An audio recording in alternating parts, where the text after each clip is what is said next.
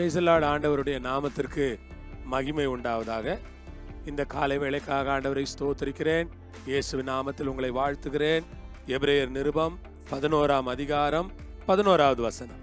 எபிரேயர் 11:11. விசுவாசத்தினாலே சாராளும் வாக்குத்தத்தம் பண்ணினவர் உண்மை உள்ளவர் என்று எண்ணி கர்ப்பந்தரிக்க பலனடைந்து வயது சென்றவளாயிருந்தும் பிள்ளை பெற்றாள். விசுவாசத்தினாலே சாராளும். ஆண்டவருக்கு ஸ்தோத்திரம்.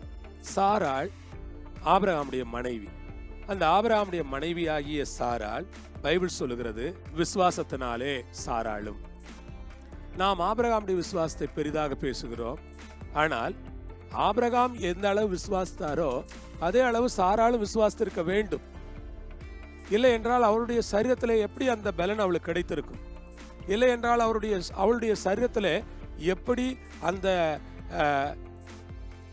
இயற்கையாய் நிகழ்ந்த பல மாற்றங்கள் ஆச்சரியத்திற்குரியது. அது இயற்கையாய் அவளுடைய சரீரத்தில் மாறி போன பல விஷயங்கள் மறுபடியுமாக பழையபடி அந்த இளம் வயதில் இருந்த அந்த சரீரத்தில் மாற்றங்கள் அவளுக்கு ஏற்பட்டது. அப்படித்தான் நான் நம்புகிறேன். ஆகவே வாக்குத்தத்தம் பண்ணப்பட்ட தேவனை அவள் வாக்குத்தத்தம் பண்ணினவர் உண்மை உள்ளவர் என்று எண்ணினாள். ஆபிரகாம் மட்டுமே விசுவாசித்தார் என்று நாம் நம்புகிறோம். இல்லை, நான் அப்படி இல்லை. ஆபிரகாம் மட்டும் விசுவாசிக்கவில்லை. சாராளுடைய விசுவாசத்தை குறித்தும் பைபிள் பாராட்டுகிறது. நான் பேசவில்லை, பைபிள் பேசுகிறது சாராளுடைய விசுவாசத்தை குறித்து. அவளுடைய விசுவாசம் பெரிதாயிருந்தது. கர்த்தர் உண்மை உள்ளவர் என்று எண்ணினார். கர்த்தர் உண்மை உள்ளவர் என்று எண்ணினால் அதற்காக ஸ்தோத்திரம். கர்த்தர் உண்மை உள்ளவர் என்று எண்ணி கர்ப்பந்தரிக்க பலனடைந்து, அதுதான் முக்கியம். உண்மை உள்ளவர் என்று எண்ணின போது கர்த்தர் அவளுக்கு கர்ப்பந்தரிக்கிற பலனை கொடுத்தார். அவளுடைய கர்ப்பத்தை புதிதாக மாற்றி இருப்பார் கர்த்தர். ஒருவேளை ஆண்டவர் அவளுடைய இளமையை அவளுக்கு திரும்ப வர பண்ணினாரோ எனக்கு தெரியவில்லை.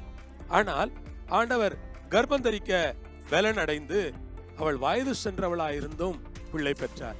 இந்த காலையிலே நம்முடைய சபையிலே நிறைய இளம் தம்பதிகள் பிள்ளைகள் இல்லாததனால் சோர்வடைந்த தம்பதிகளை நான் அறிந்திருக்கிறேன். அவர்கள் எல்லாருக்காகவும் நான் ஜெபிக்கிறேன். ஆண்டவர் இயற்கைக்கு அப்பாற்பட்ட வகையிலே அவர்களுக்கு ஒரு அற்புதத்தை செய்து குழந்தை பாக்கியத்தை கட்டளையிட்டு அவள் எல்லோரையும் கர்த்தர் இந்த சபையிலே கொண்டு வந்து ஒரு சாட்சியாய் நிறுத்த வேண்டும் என்று தேவனை நான் மன்றாடி கேட்டுக்கொள்கிறேன். நீங்களும் ஜெபியுங்கள். சாராளுக்கு செய்ய முடியுமானால், சாராளுக்கு என்ன இருந்தது? விசுவாசம் இருந்தது. விசுவாசத்தினாலே சாராளும். சாராளுடைய விசுவாசம் எவ்வளவு பாராட்டுக்குரியது என்று நான் யோசிக்கிறேன். ஆம், இந்த வார்த்தையை கேட்கிற நீங்கள் யாராவது ஒருவேளை குழந்தை பாக்கியம் இல்லாமல் இருக்கக்கூடிய சூழ்நிலையில் இருப்பீர்களானால் உங்களுக்கு ஒரு விசுவாசம் வர வேண்டும். சகோதரரே உங்களுக்கும் வர வேண்டும். சகோதரியே உங்களுக்கும் வர வேண்டும். நீங்கள் கர்த்தரை விசுவாசியுங்க. கர்த்தர் உங்களுக்கு அற்புதம் செய்வார். ஆமென். அல்லேலூயா. சாராளுக்கு செய்தவர் உங்களுக்கு செய்வார். சாராளுடைய கர்ப்பத்தை திறந்தவர் உங்கள் கர்ப்பத்தை திறந்து ஆசீர்வதித்து கர்ப்பந்தரிக்க பலனை கொடுத்து உங்களுக்கு ஒரு நல்ல குழந்தை பாக்கியத்தையும் தர வல்லவராய் இருக்கிறார். அப்படி நீங்கள் பெற்றுக்கொண்டவர்களாய் இருப்பீர்களானால் ஆண்டவருக்கு நன்றி சொல்லுங்கள். பெற்றுக்கொள்ளாத சபையில் இருக்கிற மக்களுக்காக ஜெபியுங்கள். கர்த்தர் உங்களை ஆசீர்வதிப்பார். ஆண்டவரே, இந்த நல்ல நேரத்துக்காக ஸ்தோத்திரம். சாராளுடைய விசுவாசத்தை குறித்து நாங்கள் அதிகமாய் வேதத்தில் வாசிக்கிறதில்லை. ஆனால் எபிரேய நிருபக்காரர் சாராளுடைய விசுவாசத்தை குறித்து எங்களுக்கு எழுதுகிறார். நாங்கள் விசுவாசிக்கிறோம். சாராளுக்கு இருந்த அதே விசுவாசம் எங்கள் ஒவ்வொருவருக்கும் இருக்கட்டும். கர்த்தர் தாமே உம்முடைய பிள்ளைகளை ஆசீர்வதித்து பாதுகாத்து வழிநடத்தி அருள வேண்டும் என்று நான் ஜெபிக்கிறேன். காத்துக்கொள்ளும், நல்ல நாமத்தை மகிமைப்படுத்தும், தடை எல்லாவற்றையும் எடுத்து போடும், கிருபையாயிரும், எல்லா தீங்குக்கும் விலக்கி அருளும். உம்முடைய பொறுப்புள்ள கரங்களில் கொடுத்து ஜெபிக்கிறோம். உம்முடைய பிள்ளைகள் மேல் உம்முடைய கரம் இருப்பதாக. இயேசுவின் நாமத்தில் பிதாவே. ஆமேன், ஆமேன். ஆண்டவர் உங்களோடு இருப்பார், உங்களை ஆசீர்வதிப்பார். சமாதானத்தோடு இருங்கள்.